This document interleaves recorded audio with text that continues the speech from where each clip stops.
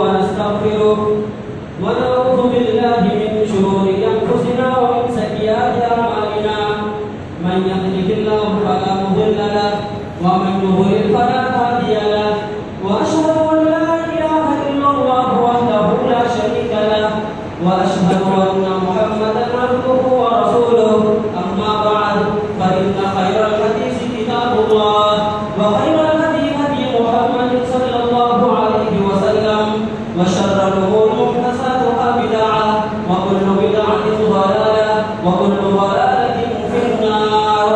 أعوذ بالله من السميع العليم من الشيطان الرجيم. بسم الله الرحمن الرحيم.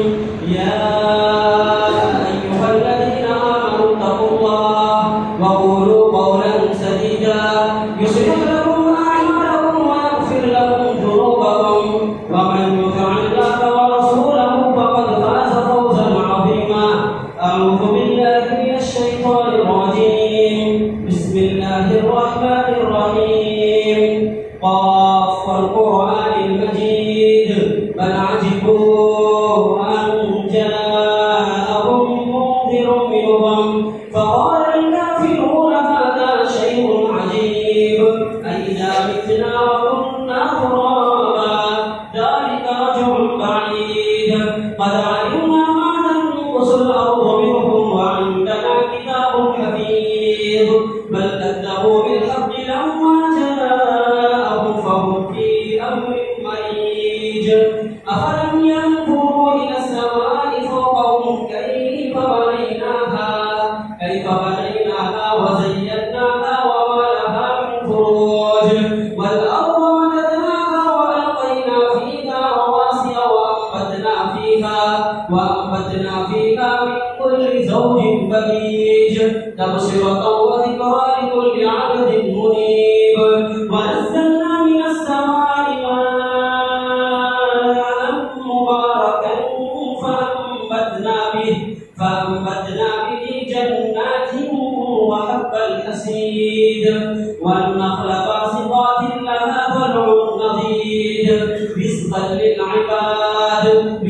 للعباد وأحيينا به بلدة ميتا كذلك الخروج كذبت قبلهم قوم نوح وأصحاب الرس وثمود وعاد وفرعون وإخوان لوط وأصحاب الأيكة وقوم تبع كل كذب الرسل فحق وعيد أفعينا بالخلق الأول بل هم في لبس من خلق جديد. أعوذ بالله من الشيطان الرجيم. بسم الله الرحمن الرحيم. لقد كان لكم في رسول الله أسوة حسنة وقال النبي صلى الله عليه وسلم إنما لم أبعث لعانا وإنما بعثت رحمة. سامعين الكرام وقول ملت برادران اسلام نہایت ہی معزز و مؤدب و مقدر بزرگان دین اور مسجد خانہ کے صفوں میں بیٹھے ہوئے مستقبل کے نہایت ہی خوارمار ساتھیوں پردہ-نشین خواتین ماں اور بہنیں ہر قسم کی سب تعریف توصیف کبریائی بزرگی اس وحدہ لا شریک کے لیے لائق و زیبا ہے جو ہم سبوں کا خالق مالک رازق مدبر پالنہار هو اللہ الخالق البارئ المصور له الاسماء الحسنى ہے. پانی کے ہر قطروں سے بھی زیادہ درخت کے ہر پتوں سے بھی زیادہ آسمان کے ہر ستاروں سے بھی زیادہ درود و سلام ہو ہمارے آخری رسول رسولوں کے رسول اماموں کی امام احمد مجتبی محمد مصطفیٰ تاجدار مدنی سرور کونین صلی اللہ علیہ وسلم پر جنہیں پوری دنیا کے لیے ہمارے لیے نمونہ ہو آئیڈیل بنا کر بھیجا گیا. معزز سامعین میں نے دعائے مسونہ کے بعد قرآن مجید کی ایک بڑی ہی مشہور و معروف آیت کی تلاوت کی ہے. اس آیت کی مناسبت سے میں اس موضوع کے تحت نقشائی کرنا چاہتا ہوں. وہ موضوع ہے مکی زندگی مسلمانان ہند کے لیے یا ہم اور آپ کے لیے نمونہ ہے. حضرات اس حقیقت سے انکار نہیں کیا جا سکتا کہ اس وقت ملک عزیز ہندوستان تاریخ کے ایک سنگین دور سے گزر رہا ہے۔ کیوں؟ ایک دور تھا کہ اس ملک کی پہچان امن و سکون تھی، اس ملک کی پہچان امن و شانتی تھی، اس ملک کی پہچان مذہبی رواداری تھی، مگر آج اس کے بالکل مخالف اس ملک کی پہچان انتہا پسندی، اس ملک کی پہچان تشدد، فرقہ واریت اس وقت اس ملک کی خاص پہچان بن چکی ہے۔ شاعر نے کہا زلزلے ہیں، بجلیاں ہیں، قہقہے آرام ہے، زلزلے ہیں، بجلیاں ہیں، قہقہے آرام ہے، کیسی کیسی دخترانے مادر ایام ہے۔ معزز سامعین، آج ہم اور آپ جس ملک میں زندگی کو گزار رہے ہیں، جس ملک میں اپنی زندگی کو بسر کر رہے ہیں، اس وقت اس ملک کی جو حالات ہے، اس وقت اس سوسائٹی کی جو حالات ہے، ٹھیک یہی حالات آج سے 1400 سال پہلے سرزمین مکہ کی تھی۔ پیارے نبی صلی اللہ علیہ وسلم نے جس معاشرے میں توحید کی دعوت کو پیش کیا، آپ صلی اللہ علیہ وسلم نے جس معاشرے میں اپنے اخلاق و کردار کو پیش کیا، وہ معاشرہ سرزمین ہندوستان کی طرح، مادر وطن کی طرح مشرکانہ عقائد و نظریات پر مشتمل تھا۔ مطلب یہ سمجھیے کہ آج ہم اور آپ جس ملک میں زندگی گزار رہے ہیں، جس ملک میں زندگی بسر کر رہے ہیں، یہاں پر مسلمان اقلیت کی حیثیت سے رہتے گئے۔ مطلب یہ ہوا کہ یہاں پر مسلمانوں کی تعداد کم ہے، اور جب آپ صلی اللہ علیہ وسلم سرزمین مکہ کی طرف نبی بنا کر بھیجے گئے تھے، وہاں پر بھی مسلمانوں کی تعداد کم تھی۔ تو مطلب یہ ہوا کہ سرزمین مکہ اور موجودہ ہندوستان کی حالات بالکل ملتی جلتی ہے۔ تو آئیے آج کی اس خطبہ جمعہ میں ہم اور آپ یہ جاننے کی کوشش کریں گے کہ مکی زندگی اقلیتوں کو کیا پیغام دیتی ہے۔ مکی زندگی سرزمین ہندوستان یا پھر اسی طریقے سے جہاں پر بھی مسلمان اقلیت کی حیثیت سے رہتے ہیں، جہاں پر بھی مسلمان کی تعداد کم ہے، وہاں پر پیارے نبی کی کیا تعلیمات ہے، پیارے نبی کی مکی زندگی ہم اور آپ کو کیا پیغام دیتی ہے۔ آئیے اس مختصر سے وقت میں ہم اور آپ یہ جاننے کی کوشش کریں گے۔ دیکھیں، سب سے پہلے علامہ شبلی نعمانی رحمۃ اللہ علیہ کی بڑی بہترین کتاب ہے سیرت النبی۔ اس کتاب کے اندر علامہ شبلی نعمانی نے بڑا ہی بہترین اور بڑا ہی دلچسپ نقطہ بیان کیا۔ وہ کہتے ہیں کہ اللہ کے نبی کی اکثریت والی جو زندگی ہے، یعنی آپ نے مکہ کے اندر 13 سالہ زندگی گزاری اور مدینے کے اندر 10 سالہ، تو نقطہ یہ ملا کہ اللہ تبارک و تعالیٰ کا مقصود یہ تھا کہ اقلیتوں کو پیغام دیا جائے، اس لیے اللہ کے نبی مکے میں 13 سال زائد رہے، کیونکہ وہاں پر مسلمانوں کی تعداد کم تھی۔ تو علماء نے لکھا ہے کہ اس کا مطلب یہ تھا کہ اللہ تبارک و تعالیٰ یہ پیغام دینا چاہتا تھا ایسے مسلمانوں کو، ایسے سوسائٹی کو، ایسے ملک والوں کو جہاں پر مسلمان اقلیت کی حیثیت سے رہتے ہیں۔ معزز سامعین، دیکھیے اللہ کے نبی صلی اللہ علیہ وسلم در یتیم تھے، یعنی آپ کے پیدا ہونے سے پہلے آپ کے والد محترم کا انتقال ہو گیا، آپ کے دنیا میں آنے سے پہلے آپ کے ابو جان کا انتقال ہو گیا۔ جب آپ کی عمر 6 سال کی ہوئی، جب امی امی کہنے کا وقت آیا، جب ماں کی گود میں کھیلنے کا وقت آیا، دوڑ دھوپنے کا وقت آیا، تو آپ کی والدہ کا انتقال ہو گیا۔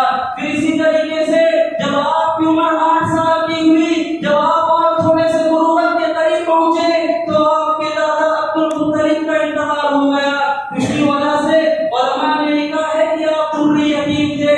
مطلب یہ ہوا کہ یتیم ہم اور آپ، اللہ کے نبی کو یتیم بنانے کا مقصد یہ تھا کہ معاشرے کے غریب حضرات، معاشرے کے یتیم حضرات اپنے آپ کو کم نہ سمجھیں کہ میں یتیم ہوں۔ معاشرے کے غریب حضرات، معاشرے کے فقیر اور معاشرے کے یتیم کے یہ نہ تصور کرے کہ میں یتیم پیدا ہوا ہوں، بلکہ پیارے نبی کی زندگی ہم اور آپ کو یہ پیغام دیتی ہے کہ یتیم پیدا ہونا، غریب پیدا ہونا، فقیر پیدا ہونا کوئی منحوسیت والی چیز نہیں ہے، کوئی بری چیز نہیں ہے،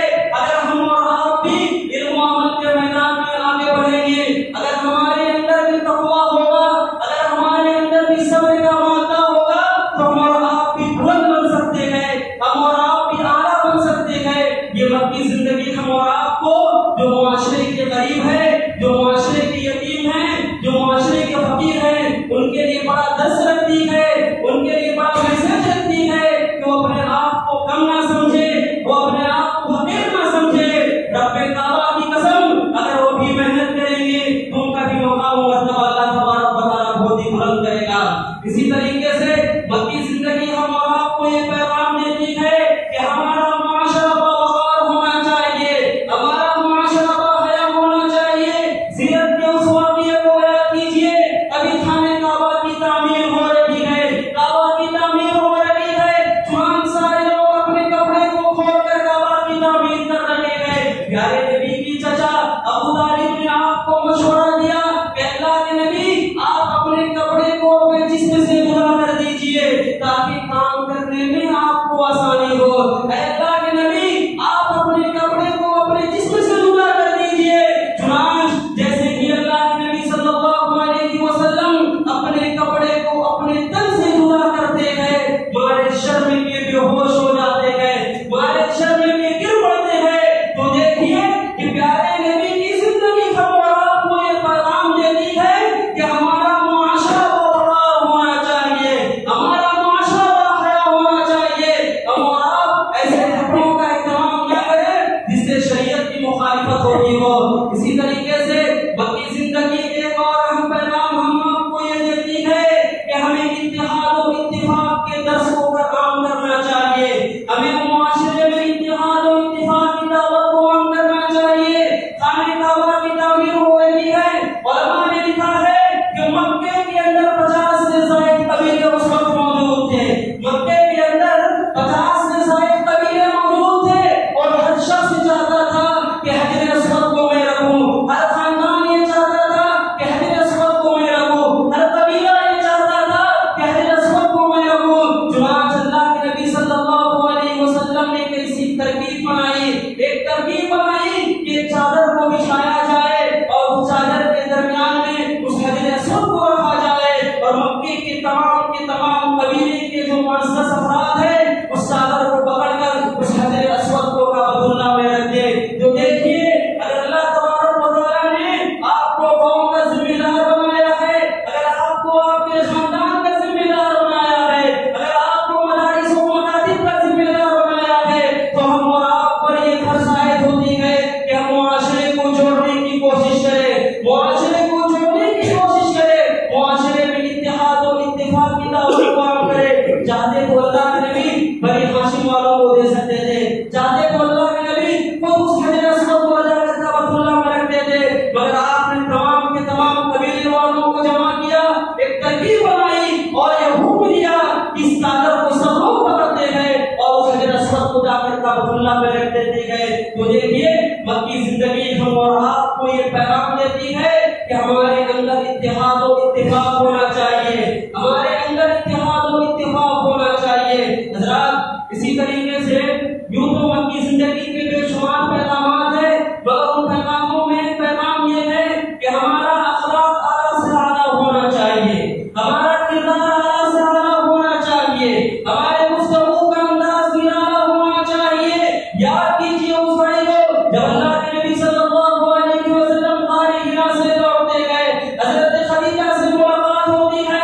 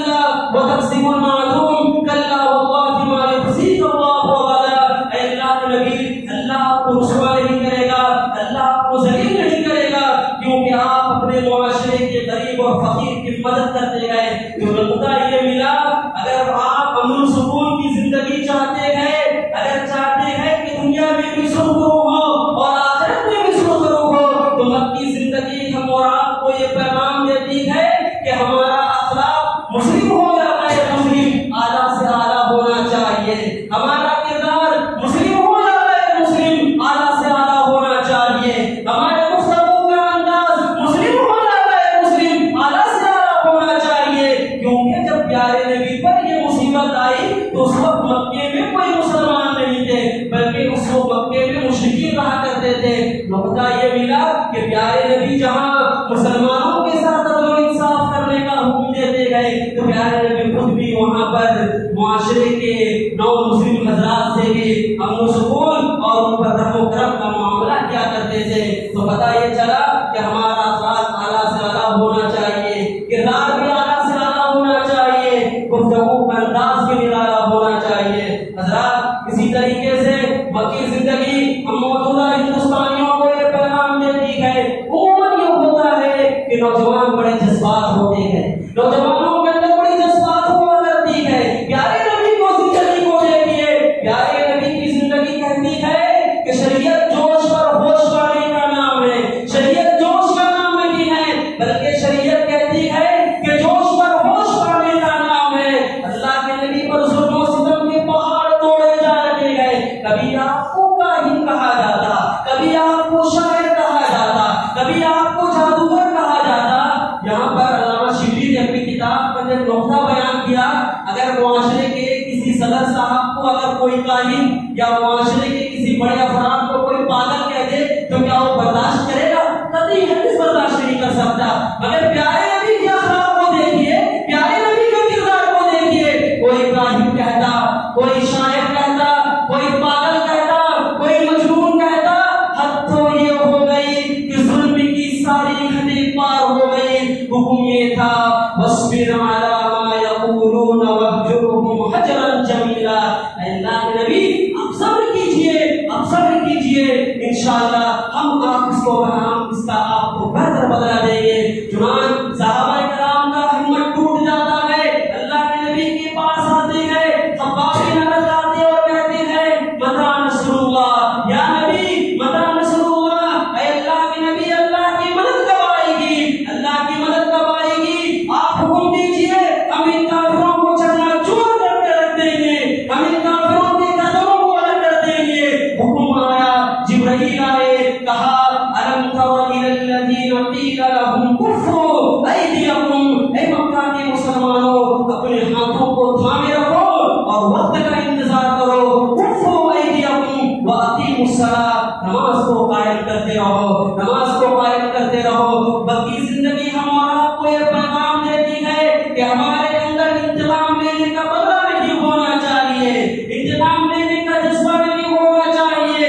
آج ہوتا یہ ہے اگر کسی سے لڑائی ہو جائے, کسی سے کچھ بات ہو جائے تو سالوں سال ہمارے اندر انتقام کا جذبہ ہوتا ہے, انتقام کا جذبہ ہوتا ہے, بدلہ لینے کی طرف رہتی ہے.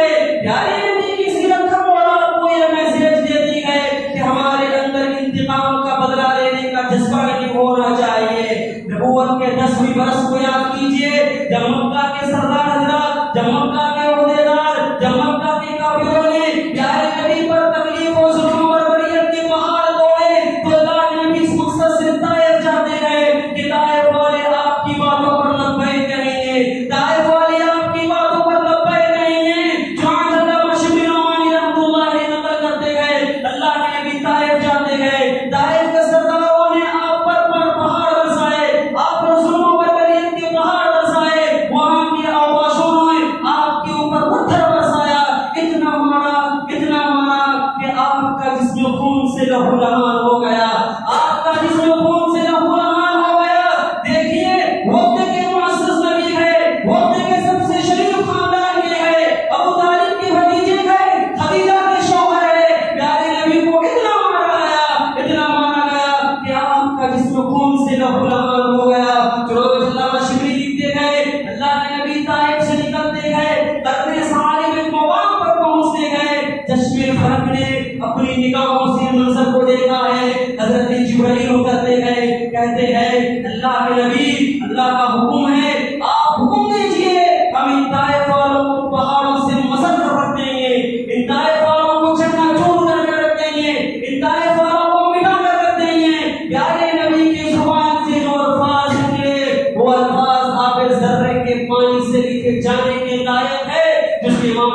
رحمۃ اللہ علیہ نے اپنی کتاب سنن ابن ماجہ کے اندر نقل کیا پیارے نبی کی زبان سے جو الفاظ نکلے اللہ اکبر، اس سے اندازہ لگائیے کہ پیارے نبی کا کردار کتنا بلند تھا، پیارے نبی کی سوچ کتنی بلند تھی، پیارے نبی کا اخلاق کتنا اعلیٰ تھا۔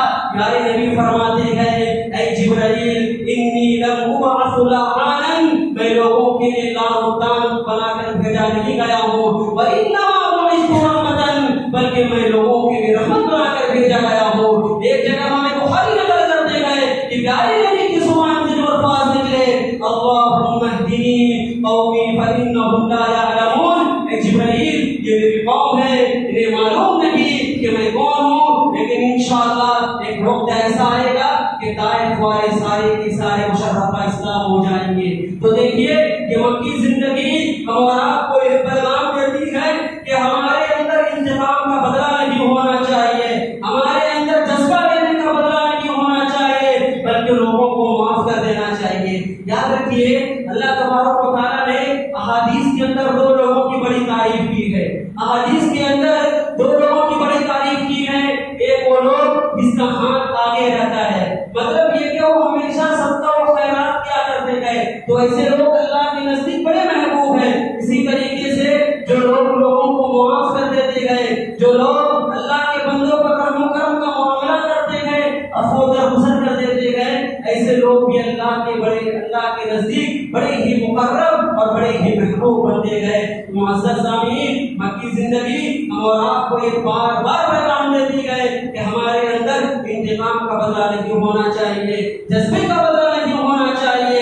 اگر کسی سے کچھ خطا ہو جائے تو بڑا بھائی سمجھ کر، چھوٹا بھائی سمجھ کر معاف کر دے، آپ دنیا میں معاف کریں گے، حدیث یہ کہتی ہے آخرت میں آپ کے ساتھ رحم و کرم اور معافی کا معاملہ کیا جائے گا۔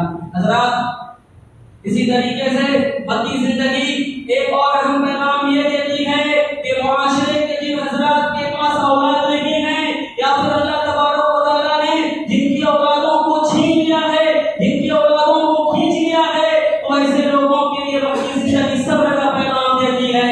دیکھیے آپ سورہ کوثر پڑھ جائیے، انا اعطیناک الکوثر فصلی لربک وانحر ان شانئک هو الابتر۔ اور الابتر کی تفسیر میں امام ابن کثیر رحمۃ اللہ علیہ نے اپنی تفسیر میں لکھا ہے کہ جب اللہ کے نبی مکے میں تھے اور جب آپ کے اولاد عبداللہ پیدا ہوئے اور جب ان کی وفات ہو گئی تو معاشرے کے لوگ آپ کو تانا دیا کرتے تھے، ارے محمد تو ابتر ہو گیا ہے، محمد تو اولاد ہو گیا ہے، محمد کی نسلیں آگے کون بڑھائے گا، محمد کی اولاد نہیں ہے۔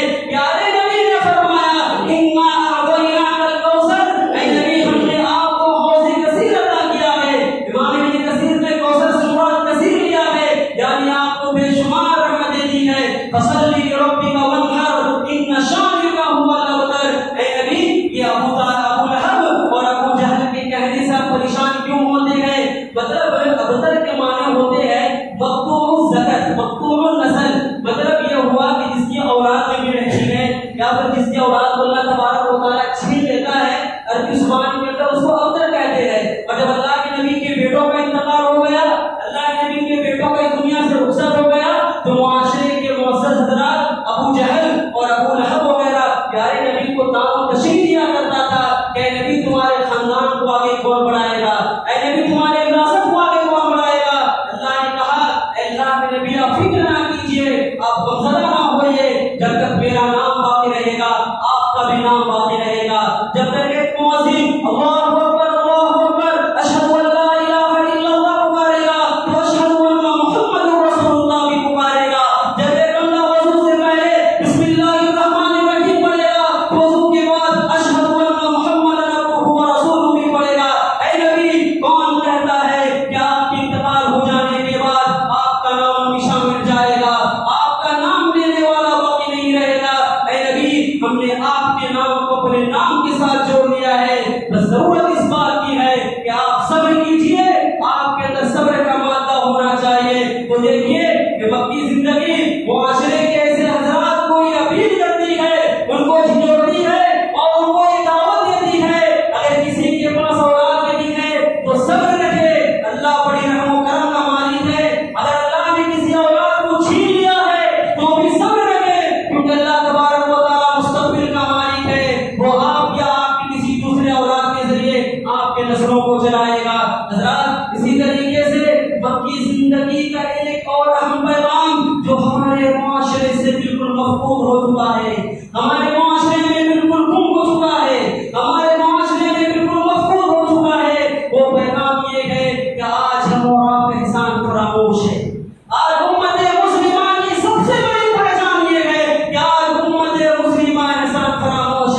بہت جلد احسان کو بھول جاتی ہے۔ اللہ اکبر، پیارے نبی کی زندگی کو دیکھیے، پیارے نبی احسان کو بھولتے نہیں تھے، پیارے نبی کبھی احسان کو بھولتے نہیں تھے۔ بس اس واقعے کو سنا کر میں اپنی تقریر کو ختم کروں گا انشاءاللہ۔ پیارے نبی کبھی احسان فراموش نہیں تھے۔ اللہ اکبر، کتنے رحم و کرم کے میرے مالک تھے، کتنی اللہ تبارک و تعالیٰ نے ان کے دلوں میں رحم و کرم کے جذبے کو ڈالا تھا۔ آج لیکن بڑے افسوس کی بات ہے کہ آج ہم اور آپ ان کے امتی ہونے کے باوجود آج ہم اور آپ کا عالم یہ ہے کہ ہمارے پاس نسخہ شفا ہے، ہمارے پاس نسخہ شفا ہونے کے باوجود آج یہ امت بیمار ہے۔ پیارے نبی احسان فراموش نہیں تھے۔ سب سے پہلے اللہ کے نبی کو دودھ آپ کی والدہ نے پلایا، محمد، پھر اس کے بعد اللہ کے نبی کو دودھ دائی حلیمہ سعدیہ نے پلایا، پھر اسی طریقے سے صہیبہ نے پلایا، اسی طریقے سے ایمن نے پلایا۔ میں بیان یہ کرنا چاہتا ہوں کہ پہلے زمانے میں لوگ دودھ پلانے کی ساتھ ساتھ پرورش کرنے والے بھی ہوتے تھے۔ ایمن نے آپ کی پرورش کی، دائی حلیمہ سعدیہ نے آپ کو دودھ پلایا، حضرت صہیبہ نے آپ کو دودھ پلایا، اور علامہ البانی رحمۃ اللہ علیہ نے صحیح سیرہ و نبویہ کے اندر اس حدیث کو اوتھینٹک کہا ہے کہ تمام کے تمام داعیہ جنہوں نے آپ کو دودھ پلایا تھا وہ تمام کے تمام اسلام کو قبول کر لیا تھا۔ وہ ایک مرتبہ نبی جنگ میں گئے تھے، کیا ہوا تھا بین المختوم کے اندر؟ آپ اس واقعے کو تفصیل سے پڑھ سکتے ہیں۔ مختصر یہ کہوں کہ جنگ حنین کے موقع پر اللہ کے نبی ایک جگہ پر جاتے ہیں اور اس جگہ میں فتح حاصل کر لیتے ہیں، اس جگہ میں بڑی کامیابی جیت حاصل کرتے ہیں۔ ایک شاعر کھڑا ہوتا ہے، کہتا ہے اللہ کے نبی کیا آپ کو یاد ہے کہ آپ جس علاقے میں جیتے ہیں آپ نے وہاں کے لوگوں کو تمام کے تمام لوگوں کو سامانوں کو لے لیا ہے؟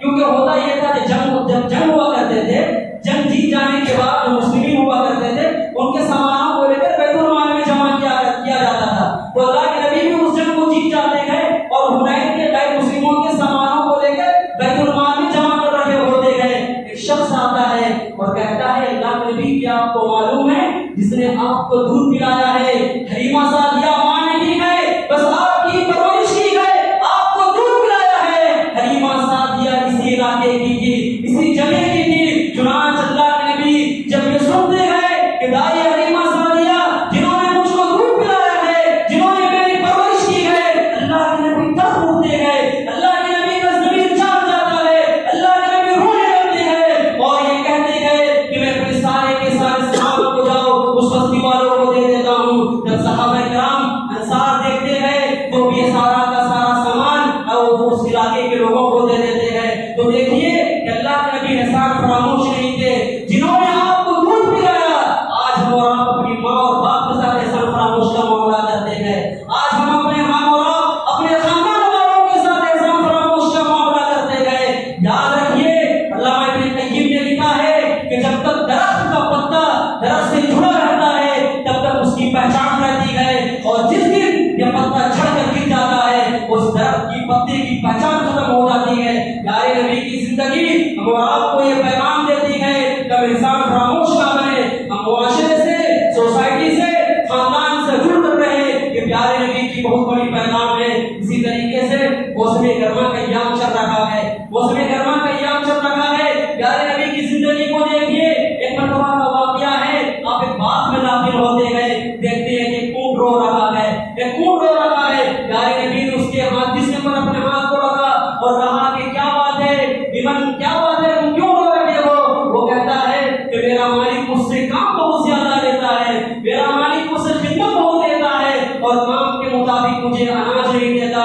اللہ کے نبی کہتے ہیں لمن رب هذا الجمل، لمن رب هذا الجمل، اس اونٹ کا مالک کون ہے؟ چنانچہ شخص آتا ہے، اس شخص کو اللہ کے نبی نصیحت کرتے ہیں، دیکھو اس بے زبان مخلوق کے سلسلے میں اللہ کا خوف کھاؤ، اس بے زبان مخلوق کے سلسلے میں اللہ کا خوف کھاؤ۔ تو بتانے کا مقصود یہ ہے کہ موسم گرما کا ایام چل رہا ہے، ہم اور آپ اپنے گھروں کے باہر ایسے برتنوں میں پانی کا بندوبست کریں جہاں پر چرند پرند ہواؤں میں فضاؤں میں اڑنے والے چرند پرند اپنی پیاس کو بجھا سکے، کیونکہ ہم اور آپ ایک ایسے نبی کی امتی ہے جو انسانوں کے لیے نہیں، چرند پرند سمندر میں رہنے والی مچھلیاں ہوں یا بلوں میں رہنے والے کیڑے مکوڑے ہوں، تمام کے تمام کے لیے اللہ کے نبی رحمت للعالمین بنا کر بھیجے گئے تھے۔ بس اسی شعر کے ساتھ اپنی زندگی اپنی تقریر کو ختم کرتا ہوں اور یہ کوشش کرے کہ ہم اور آپ اس شعر کے مطابق اپنی زندگی گزارے۔